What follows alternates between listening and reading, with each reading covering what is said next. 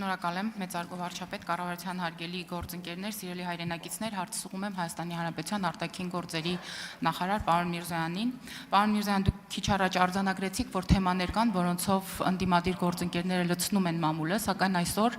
այդ մասին հարցեր չեն տալիս, ինչու, որովհետև եթե այստեղ հնչեն այդ հարցերը, կստանան կոնկրետ պատասխաններ, հետևաբար շատ ավելի հեշտ է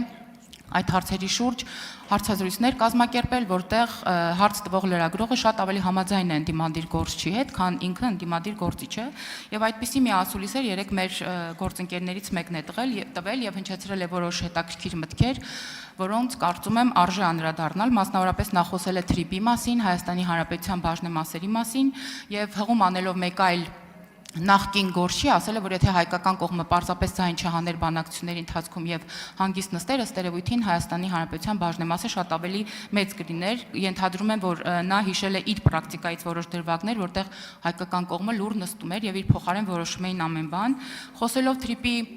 հետագա գործունեության մասին եւ բաժնեմասերի հնարավոր վերանայման մասին նա նշում է, որ Հայաստանը չի կարող ցիտում եմ ծպտալ Ամերիկայի մոտ եւ մտահոգվում է մեր գործընկերը ասելով, որ գոնե 50-50 պետք է լիներ, քանի որ ճանապարհը անցնում է Հայաստանի Հանրապետությունով։ Իսկ համեմատելով թրիպը գույք պարտքի դիմաց գործարքի հետ, որի մասին դուք քիչ առաջ խոսեցիք, նշում է, որ այդ գործարքի արդյունքում էր, որ մենք շնչեցինք դարձյալ ցիտում եմ, իհարկե այստեղ դժվար է հասկանալ, թե մենք ասելով գործընկերը ում նկատի ունի Հայաստանի Հանրապետությանը, հայկական կողմին, թե տենց մի խումբ մարդկանց, կարծում եմ այս մասին այլ թեմայով կարելի է քննարկում անել, եւ ուզում եմ այս համատեքստում ձեզ հարց տալ, պարոն Միրզոյան, ի վերջո ինչ է թրիպը, ինչ տնտեսական հնարավորություններ է բացում Հայաստանի Հանրապետության համար, նա բացում թե փակում է Հայաստանի տնտեսական հնարավորությունները եւ ինչպես ձևավորվեց այն բաժնետոմսերի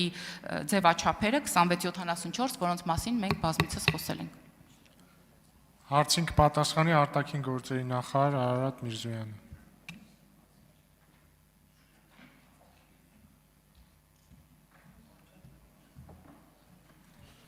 Տիկին Ստեփանյան, իրականում ես մեծ մասով արդեն պատասխանել եմ ձեր հարցին, նախորդ հարցի կապակցությամբ, բայց նկատեցիք երևի,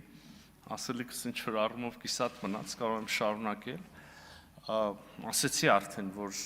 այդ համամասնությունից դժգոհում են կարծես թե մարդիկ, ում իշխանության օրոք, ում պատասխանատվության շրջանում, ձեռնարկություններ, ռազմավարական բաներ, ինչ-որ ասենք ոնց որ մեր գազի, ասենք, հա, բանը, հայրուս գազարդը, կամ ոնց որ հեծը, կամ ոնց որ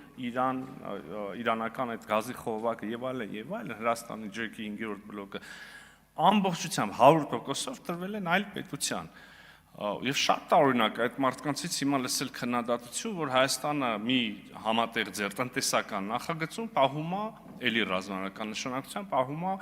26%-ը։ Հիմա իհարկե ես կարող եմ գայթակղություն շատ մեծ է մտածել, որ այդ քննադատությունը նրանից է,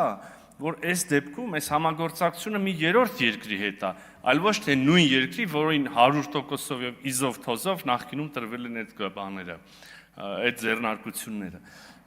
Բայց գիտեք, ես մի բանում ձեր հետ համաձայն չեմ, որ ասում եք մամուլը լցրել են թրիպի քննադատությամբ եւ այլն, անկեղծ ասած ես այդքան շատ բան չեմ տեսել։ Ես տեսել եմ փորձեր մանիպուլացնելու, բայց այնքան հստակ է սևով սպիտակի վրա գրած ամեն ինչ, ամեն հնարավոր վերաբերելի եւ չվերաբերելի հատվածում մանրամասն նկարագրվում է, ոչ միայն հռչակվում է, թե ոնց է պահվելու Հայաստանի իրավազորությունը, ինքնիշխանությունը, այլև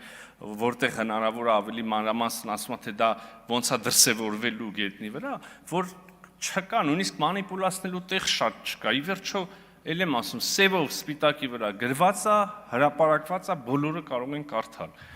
Խղճուկ փորձեր են այդ մանիպուլյացիայի փորձերը։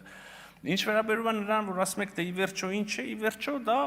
մեծ միջազգային ուրեմն լոգիստիկ նախագիծ է, շատ էական եւ Հայաստանի համար բարեբեր տնտեսական արդյունքներով։ Վարչապետն է քիչ առաջ ասեց, առաջին հերթին հələ մի հատ քաղաքական շերտից հետ կանգնենք, մեծ տնտեսական նախագիծ է, տնտեսական մեգա նախագիծ։ Եթե ինձ հարցնեք, ես կասեմ թրիպը պարզ ենթակառուցվածքների, կապուղիների նախագիծ է, ունի մի քանի շերտ։ Առաջինը Հայաստանը կապում է աշխարհին, երրորդ երկրներին։ Այսինքն Ադրբեջանի տարածքով, էդ էլ էր քիչ առաջ Չգիտեմ ինչի եւ ոնց կասկածի տակ գրում, բայց այո լինելու է դա։ Հայաստան-Ադրբեջանի տարածքով կապվում է երրորդ երկրներին, այսինքն կարող է արտահանի եւ ներմուծի։ Եվ իհարկե այստեղ ենթաբան կա Հայաստանը Ադրբեջանի տարածքով կապվում է Հայաստանին եւս, ասենք օրինակ Նախիջևանի տարածքով կարող ենք Երասխից գնալ Մեղրի։ Երկրորդ շերտը աշխարհն է Հայաստանի երրորդ երկրներն են